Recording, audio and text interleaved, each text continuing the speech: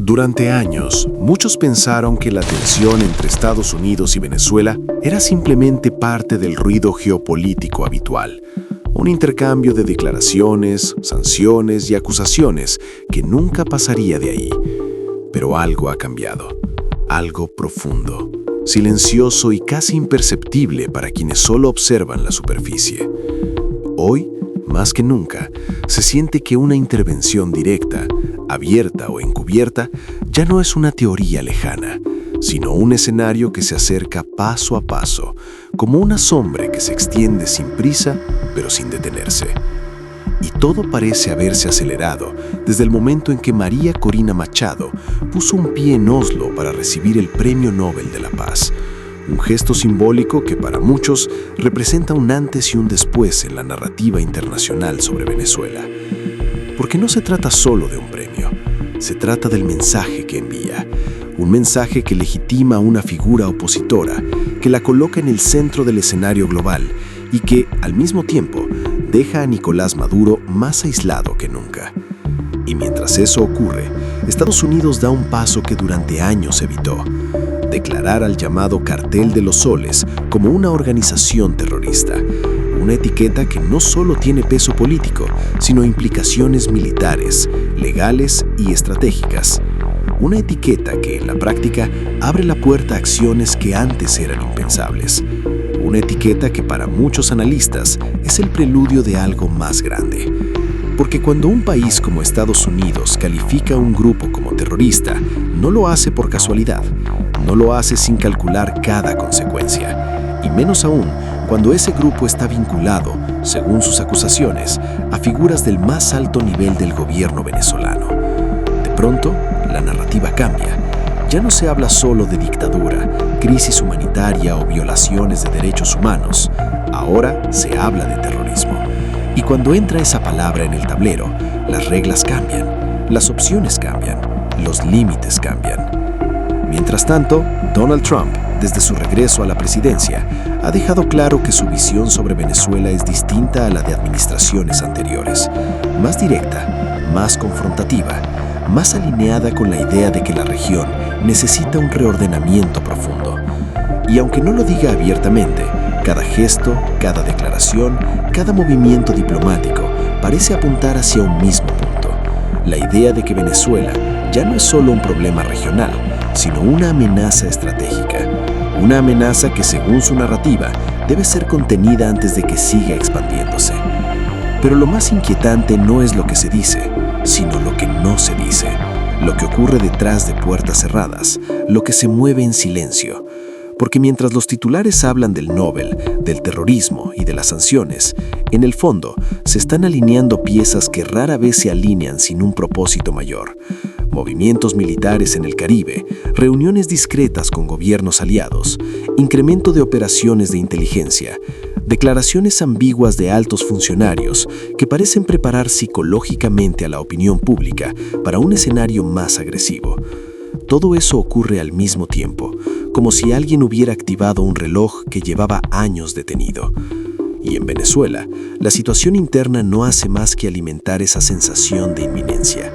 La crisis económica sigue profundizándose, la migración masiva continúa, la estructura del poder se vuelve más rígida, más cerrada, más dependiente de alianzas externas que también están bajo presión. Y mientras tanto, la figura de María Corina Machado se transforma en un símbolo internacional, en una especie de estandarte que muchos países están dispuestos a respaldar.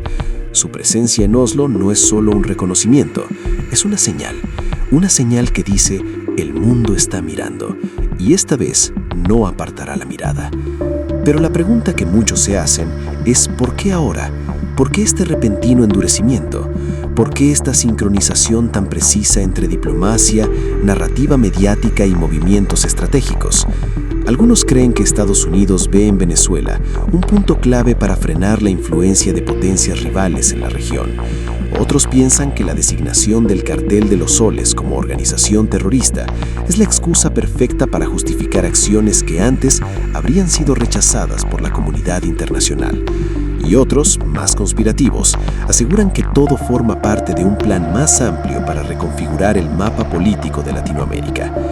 Lo cierto es que, independientemente de la teoría que uno elija, la sensación es la misma. Algo se está acercando, algo grande, algo que podría cambiar el rumbo de Venezuela para siempre. Y lo más inquietante es que, a diferencia de otras crisis, esta vez no parece haber espacio para medias tintas. O se mantiene el status quo, o se produce un quiebre. Y cada día que pasa, ese quiebre parece más probable. Porque cuando un país es señalado como refugio de terrorismo, cuando su gobierno es acusado de participar en actividades ilícitas a nivel internacional, cuando la oposición recibe reconocimiento global y las potencias empiezan a mover fichas militares y diplomáticas, la historia nos dice que no es casualidad, es preparación, es preludio, es el silencio antes de la tormenta. Y mientras todo esto ocurre, la población venezolana vive atrapada entre la esperanza y el miedo. Esperanza de un cambio que muchos consideran inevitable, miedo de que ese cambio llegue acompañado de un conflicto que podría tener consecuencias impredecibles. Porque una intervención, sea directa o indirecta, nunca es limpia, nunca es rápida, nunca es indolora. Y sin embargo, para muchos es el único camino que queda. Lo que está claro es que el viaje de María Corina Machado a Oslo no fue solo un acto simbólico, fue un detonante, un mensaje al mundo, una declaración de que la comunidad internacional está dispuesta a tomar partido.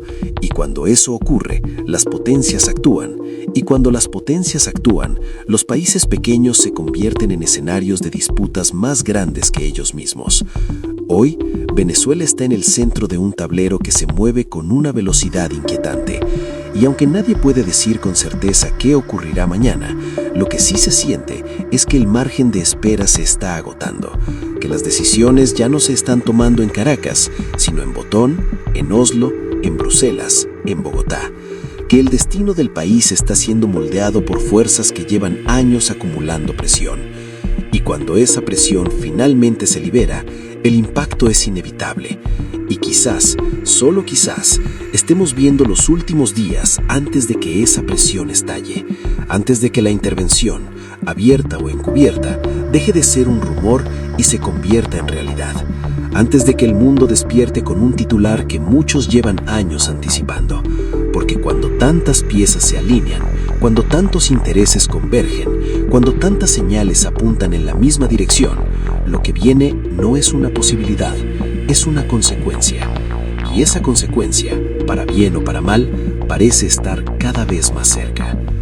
Si te gustó esta narración, dale me gusta y suscríbete a nuestro canal. Estaremos siguiendo muy de cerca lo que el juego geopolítico que se dará entre estas dos naciones. Nos vemos en el próximo video.